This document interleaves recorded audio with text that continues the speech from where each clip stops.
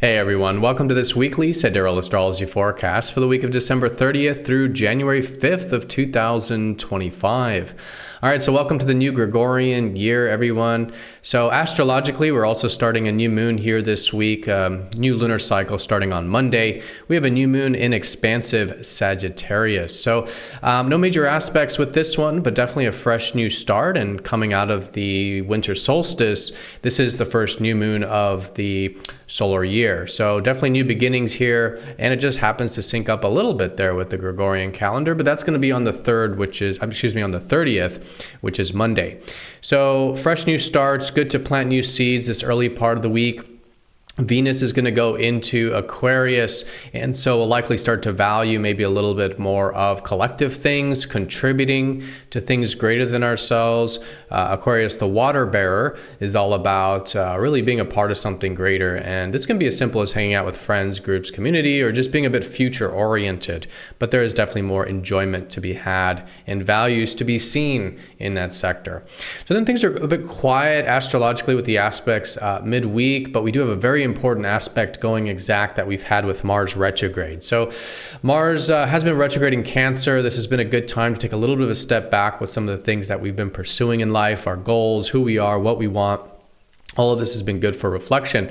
But now opposite Pluto for the second time as part of this retrograde, this is a good time to do a status check with really what are our deeper values. And what is it that really matters at the end of the day? And maybe some things involving some interpersonal relationship stuff that we can be assertive with, but also non-attached with. Oppositions do tend towards interacting with our external environment like that, and it often can represent how we're interacting with others in that context. All right, so that's the most important aspect this week. Sun sextile Saturn around Saturday, a little bit of maybe discipline available, but nothing major there. And then going into next week, we'll be in the more action-oriented phase of the lunar month. All right, so let's go and take a look at all of this here in more detail when we return.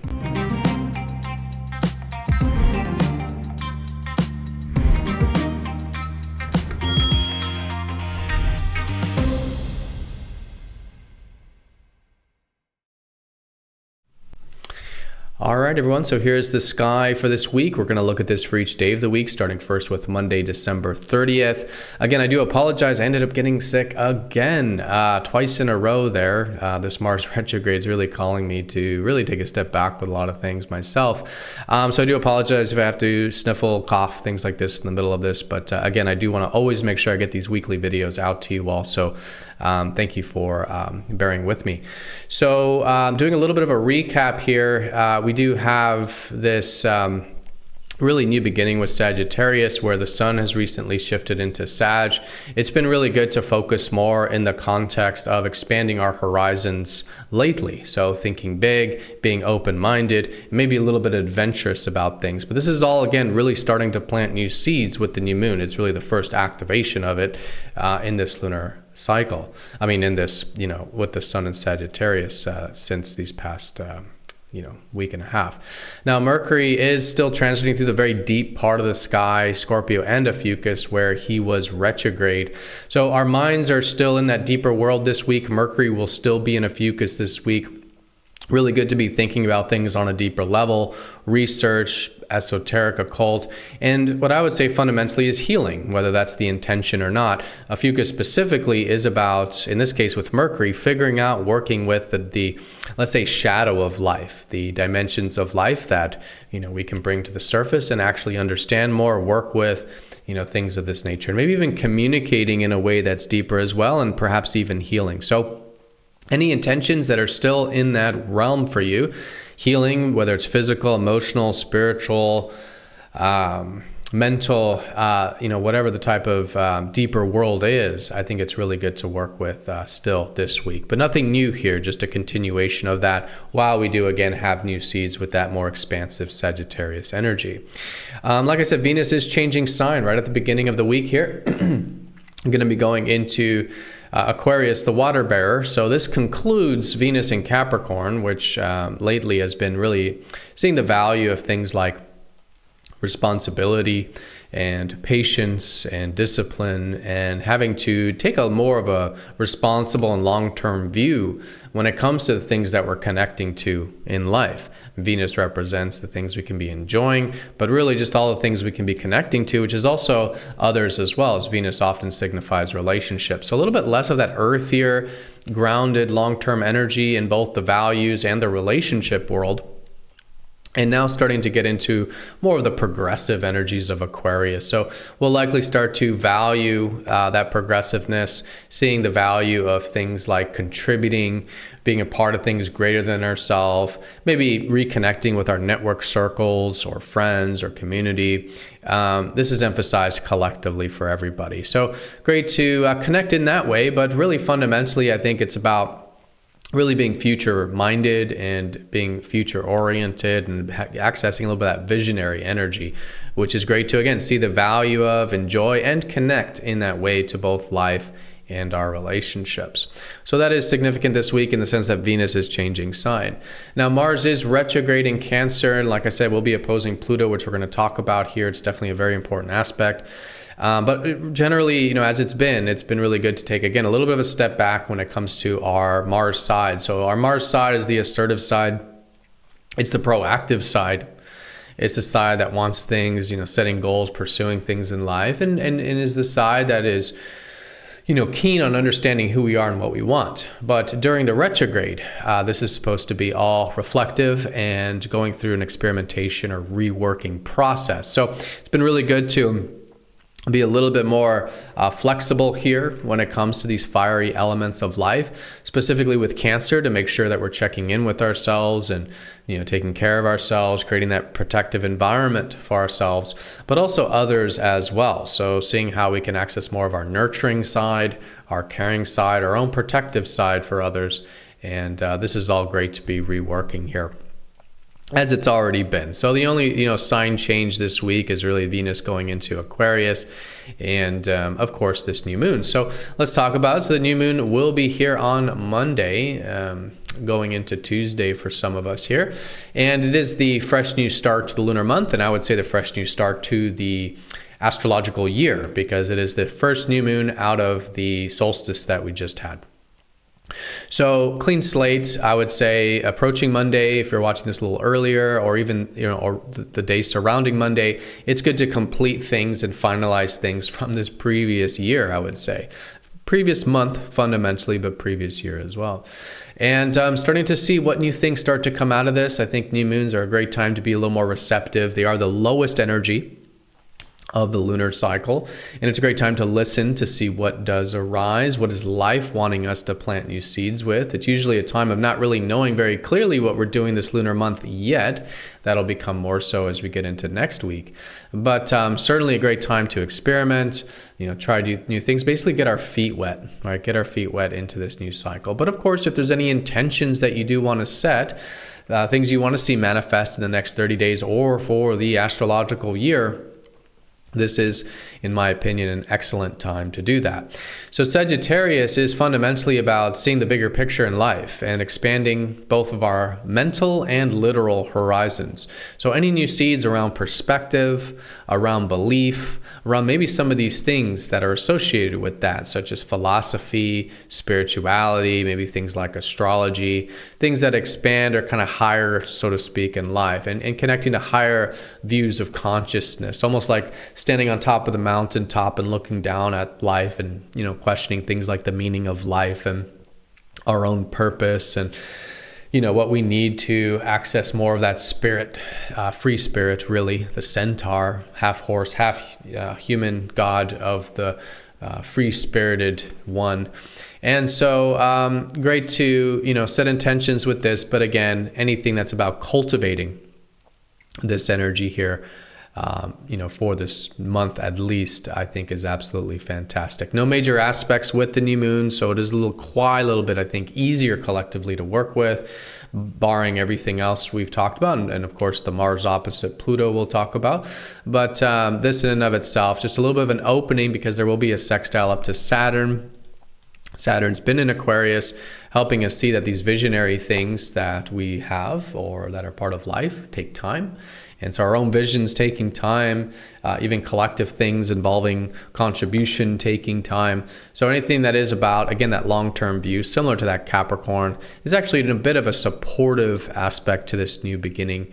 And so it's nice to see that. But it's supportive in the sense that it's just available if we choose or choose not to work with it.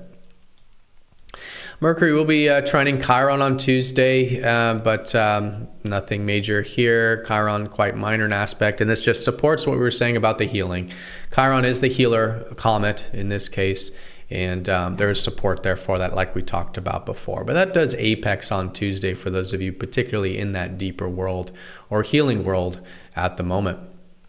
The moon, of course, will still be in Sagittarius as part of that new moon on Tuesday, and then start to shift into Capricorn for Wednesday and Thursday. So the theme Wednesday and Thursday, the backdrop, let's say, is likely still around that Capricorn energy, that, again, long-term view, and taking the Sagittarius free spirit and starting to ground it. And so anything that's about, again, those responsibilities, patience, discipline, and again, that long-term view, absolutely fantastic there, both Tuesday and Wednesday. Now, as we do get into Wednesday, we are getting to the very close exact aspect with that Mars opposite Pluto that I've been talking about. So the first contact with this was back on November 3rd, okay? And this is when Mars was direct. So if you want to think back to November 3rd, this is a shift with that energy, okay? And again, it's in the context of reworking that Mars, that fiery side, that proactive, assertive side of ourselves. But in this case, Pluto is really calling us to be non-attached. I mean, that is what Pluto is about, but especially in a contact to Mars, because Mars is, again, the more egocentric, self-oriented, strong-willed self energy, and Pluto really is the transformer, and we could say the ego killer in many ways. So it's an opposition. It's not as challenging as, say, a square would be, or maybe some of the minor aspects, like the semi-sextile or quincunx or something like this. But it is something that we can certainly balance and really integrate and really see if we can merge the two together. Whoops, sorry about that. I did it again. Merge the two together. So merging the two is basically that we have one part of ourselves that is, again, assertive and fiery, and then we have another part of ourselves which is really just wanting to be non-bound by anything and not attached to anything. And so how can we incorporate these two energies? And so I think it goes without saying that's really, again, part of the retrograde, that when, while it is a time of kind of taking a step back a little bit, still we're kind of figuring things out right now with who we are, what we want, where we're putting our energy, how we're being proactive. This is stuff we're figuring out right now. And so Pluto's going to help us right now in this halfway point, let's say, of this Mars retrograde or close to it, that is going to help us be a little bit more non-attached to the reworking process, not attached to what we're figuring out. And so anything that does involve this, anything that is approaching life in a way that's a little bit more looser, a little bit more okay with the outcome, a little bit more with seeing that, yes, things are important in life, but not so important and we have to hold on to it so tightly. This is a great way of working with this energy. And in this way, we end up actually connecting more to our deeper values, to what really matters at the end of the day. Because Pluto does strip away all the falsities and, like I said, the false self in many ways. And so as that gets stripped away, we, of course, are then able to connect on a deeper level. And so that is something that we can cultivate. Again, it's a nice step in the right direction since November 3rd. It's a little bit more of the figuring out time period with it, the retrograde middle contact. We'll have a final contact on April 26th. Okay, so that'll be when this all gets fully integrated. All right. But good time for this. And like I said, anything involving relationships to be a little more non-attached with, still asserting ourselves and figuring all that out while at the same time being a little non-attached, I think is great. And connecting in a deeper way in those closer relationships. Pluto does call us to, again, get deeper, not only with ourselves, but with others in the appropriate place. Now, in an everyday sense, we might be quite boundaried, and this is very good during, this kind of aspect. We need our boundaries. We need to, only connect where there's trust and where there's mutual intimacy and healthy interdependency. And these are the things that Pluto can show us, especially during an opposition like this. All right, so that apex is on Friday, but like I said, we'll start to definitely feel it even this whole week, let's say, but Wednesday, Thursday, getting into that Friday. And then with the shift, it then becomes easier. The separating aspect becomes easier to work with as we get into the weekend regarding that stuff. All right, but Friday, the moon will be in Aquarius. Saturday, the moon in Aquarius. This will join up with Venus here. So Friday, Saturday, activating that visionary energy. What we were saying about seeing the value of contribution, the value of vision. This is probably going to be a theme there, both Friday and Saturday. And on that minor note, this is when the sun will sextile Saturn as part of the new moon. So like I said, there is openings for a bit of discipline and responsibility, and maybe Saturday could be an opening for that. And then we finish the week here with the moon in Pisces. So Sunday will be a little bit more on the receptive side of life. Good to connect more with our soul, basically. Maybe take a little bit of space, connect to who and what's important to us on a soul level in life, especially with the moon over Neptune like this.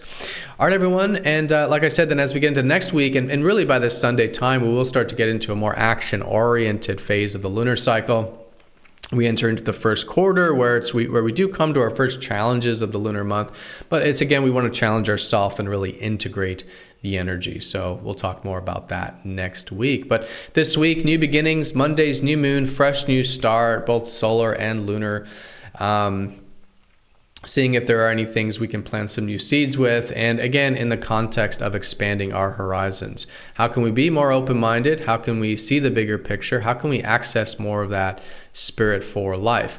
While doing that, we still have the deeper world activated with Mercury in Ophiuchus, Mercury trining up to Chiron. There's definitely that energy going on as well.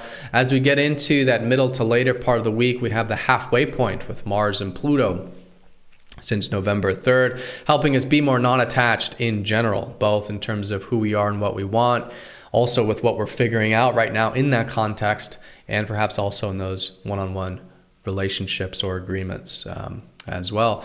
And then the weekends with starting to get into a more action-oriented phase of the lunar cycle going into next week. All right, so everyone have a fantastic week. Thank you so much for watching. Be sure to stay tuned for the live stream. We will be going live here in just a few hours after this upload. But again, thank you so much for your support, and I'll see you all next time for the next astrology forecast. Take care.